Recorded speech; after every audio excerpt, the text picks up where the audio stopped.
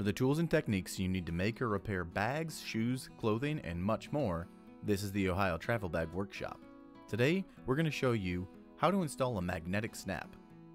Step 1, to get the right tools, a leather awl.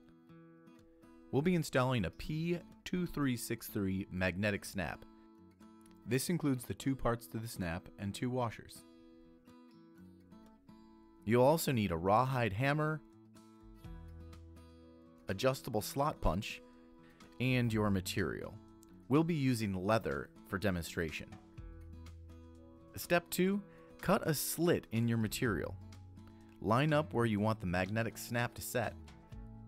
Place the washer over your material and adjust your slot punch so the prongs fit the washer. If you're using scissors, just mark with the leather awl where the prongs will be inserted.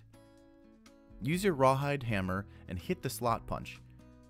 This will punch 2 slots in the leather, or use your scissors to cut a slit in the leather along the lines you just marked.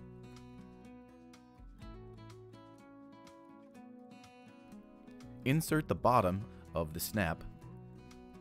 Turn the snap over and add the washer on the prongs.